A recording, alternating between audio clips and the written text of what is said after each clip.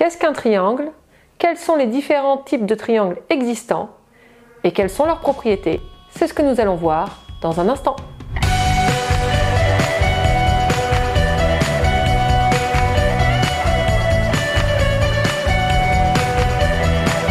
Bonjour et bienvenue sur Éducation Happy, la chaîne où l'apprentissage passe par le plaisir. Que vous soyez parents, élèves, professeurs ou tout simplement curieux, vous y trouverez des vidéos efficaces et ludiques reprenant tous les programmes de la petite section de maternelle à la classe de seconde. De nouvelles vidéos sont publiées chaque semaine, alors si vous êtes nouveau, n'hésitez pas à vous abonner. Aujourd'hui, nous allons voir les triangles. Tout d'abord, quelques définitions. Donc, qu'est-ce qu'un polygone? Un polygone, c'est une figure géométrique plane. Alors, plane, ça veut dire plate, qu'on peut dessiner sur une feuille, formée de lignes brisées fermées, donc de segments. C'est-à-dire que pour dessiner un polygone, je prends une règle, une équerre. Là, j'ai une équerre sous la main, c'est comme une règle. Je fais une suite de segments comme ça. Et puis une fois que j'ai fermé ma figure géométrique, eh bien, j'ai un polygone, ici, à 4 côtés. Donc le triangle, c'est un polygone à 3 côtés. Et qui dit 3 côtés dit 3 angles. 1, 2, 3. 3 sommets. Cette pointe-là et cette pointe-là. Et donc 3 côtés. Là, là et là. Je vous en ai dessiné un. Donc là, sur le triangle, on voit bien qu'on a des sommets. Ici. Les angles, c'est à l'intérieur. Et puis, on a les côtés. Alors, ce qu'il faut savoir sur le triangle, c'est que la somme de ces angles est toujours égale à 180 degrés. Autrement dit, si je mesure cet angle-là, et que j'additionne la mesure de cet angle-là et la mesure de cet angle-là, donc celui-là plus celui-là plus celui-là, je tomberai toujours sur 180 degrés. Le triangle isocèle. Je vous ai dessiné un triangle isocèle. Alors, le triangle isocèle est composé de ce qu'on va appeler un sommet principal, ici. Ce sommet, en fait, est composé de 2 côtés de même longueur. Ce côté-là et ce côté-là sont de même longueur. Et en dessous, on a ce qu'on appelle une base.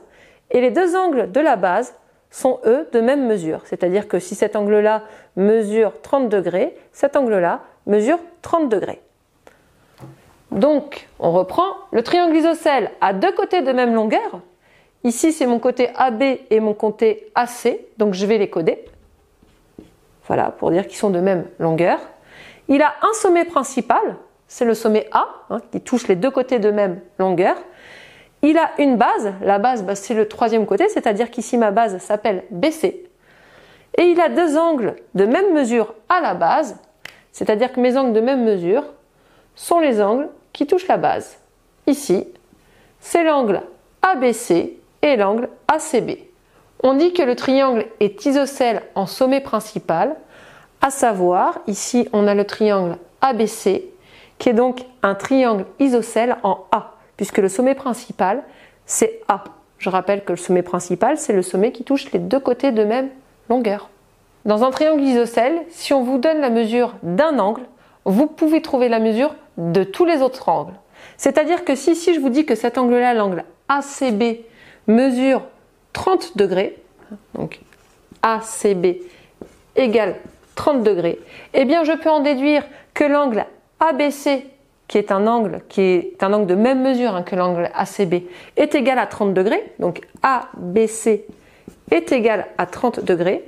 Et dans ce cas-là, l'angle BAC, qui est le 3e, sera égal à 180 degrés, puisque la somme des angles d'un triangle est toujours égale à 180 degrés. Donc cet angle-là fera 180 degrés, moins ACB plus ABC, donc moins 30 plus 30.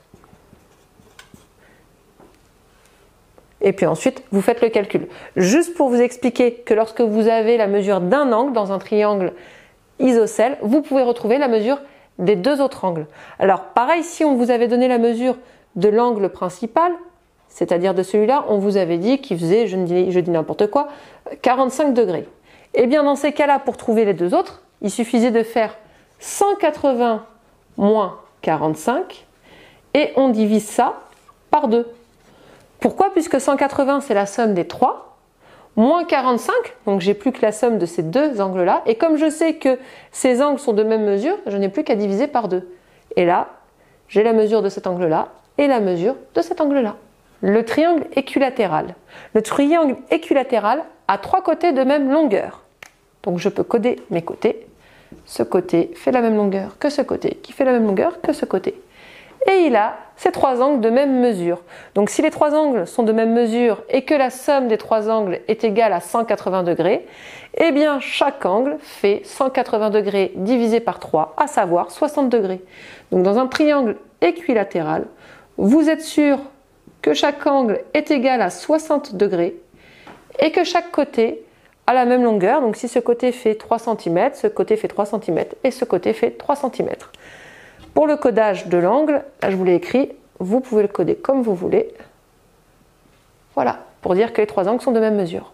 Le triangle rectangle. Là, je vous ai dessiné un triangle rectangle. Donc sa particularité, c'est d'avoir un angle droit, ici.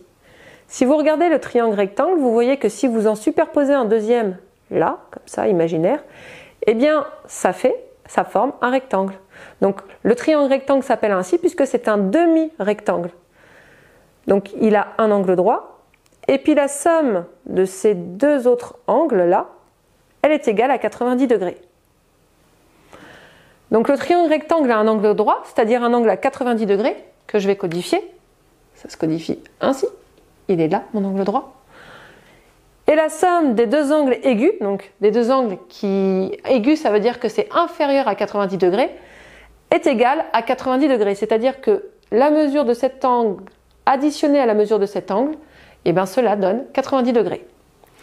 Le triangle rectangle et rectangle, on appelle ça en sommet. Là, j'ai mis en sommet angle droit, c'est-à-dire que là, mon triangle rectangle, on va dire que IJK est un triangle rectangle en J. On donne toujours le côté de l'angle droit pour nommer un triangle rectangle. Donc là, c'est un triangle rectangle en J puisque l'angle droit se situe en J. Enfin, le côté qui ne touche pas l'angle droit, c'est-à-dire ici IK, se nomme l'hypoténuse. Le triangle rectangle isocèle, vous l'avez ici. Donc comme le triangle rectangle, il a un angle droit, et comme le triangle isocèle, il a 2 côtés de même longueur. Le triangle rectangle isocèle, si vous en mettiez un deuxième, le même bien évidemment que vous positionnez ici, eh bien la figure géométrique serait un carré. Contrairement au triangle rectangle qui ressemble à un rectangle, le triangle rectangle isocèle, lui, aura la forme d'un carré. Alors le triangle rectangle isocèle a un angle droit. Je le code ici. Il a 2 angles aigus de même mesure puisqu'il est isocèle. Donc il a 2 angles aigus de même mesure, c'est-à-dire que cet angle-là et cet angle-là ont la même mesure et ils font tous les deux 45 degrés puisque la somme des angles d'un triangle est égale à 180 degrés. Donc l'angle PSO et plus l'angle POS est égal à 180 moins celui-là moins 90, soit 90 degrés. Et comme les deux sont de même mesure, eh bien chacun fait 90 divisé par 2, soit 45 ici et 45 ici. Alors quand vous savez qu'un triangle est rectangle isocèle, vous avez la mesure des 3 angles. Ensuite, il a les 2 côtés qui touchent l'angle droit, à savoir ici le côté PS et le côté PO, de même longueur. Donc ici et ici, vous avez la même longueur. Comme le triangle rectangle, le côté opposé à l'angle droit, c'est-à-dire le côté SO, eh bien, se nomme l'hypoténuse. Et là, je vous l'ai mis en pointillé. Si vous mettiez un deuxième triangle rectangle isocèle, vous voyez bien que la figure géométrique serait un carré. Donc voici un petit récapitulatif. Là, nous avons le triangle ABC. Ses sommets sont A, B et C, là où il y a la pointe.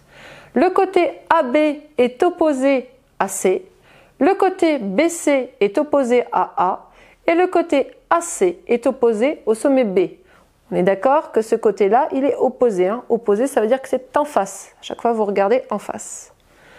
Enfin, BAC ou A, c'est un angle. Ici, vous avez un angle. Alors, pour signifier l'angle, il faut mettre le petit chapeau au-dessus de l'angle, au-dessus des lettres. Donc, soit vous dites l'angle C, soit vous donnez l'angle BCA.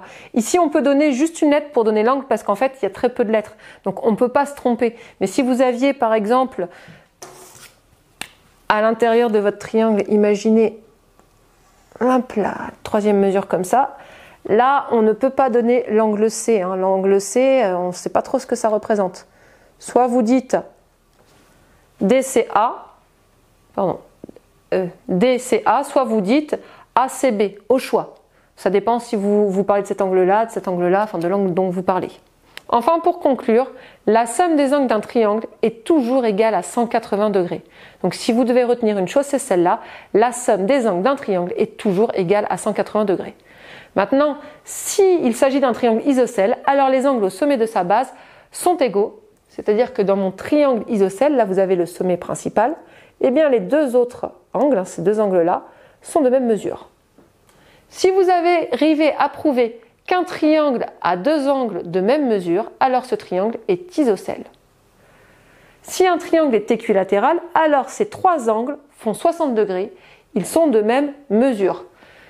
Donc un triangle équilatéral, c'est un triangle avec trois angles de même mesure. Comme le total est égal à 180 degrés, on fait 180 divisé par 3, ça donne 60. Chaque angle fait 60 degrés. De la même manière, si vous arrivez à prouver qu'un triangle a trois angles de même mesure, alors ce triangle est un triangle équilatéral. Enfin, ça, vous ne le verrez pas souvent, mais je vous le dis quand même.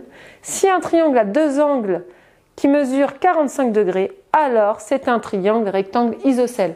Je vous rappelle que le triangle rectangle isocèle, il a un angle droit à 90 degrés et les deux autres angles qui font la même mesure, donc 90 divisé par 2, ce qui fait 45 ici et 45 ici.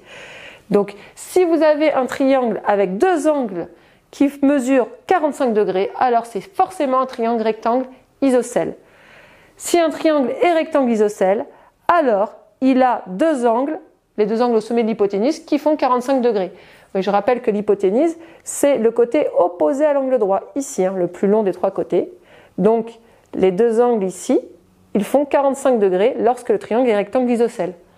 Enfin et pour information, je rappelle qu'un triangle ne peut pas être équilatéral et rectangle, puisque un triangle équilatéral a ces trois angles de même mesure et que le triangle rectangle a un angle à 90 degrés. Or, si je fais 90 fois 3, je tombe sur 270 et la somme ne peut pas excéder et doit être égale à 180 degrés. Donc un triangle peut être rectangle, il peut être rectangle isocèle, il peut être isocèle, il peut être équilatéral, mais il ne peut pas être rectangle équilatéral. Voilà, les triangles n'ont plus de secret pour vous. Vous trouverez la fiche pédagogique incluant des exercices efficaces et ludiques en lien dans la description. Et n'oubliez pas, le plus important, c'est d'apprendre dans le plaisir. Je vous dis à très vite pour de nouvelles vidéos et sur le site educationhappy.com.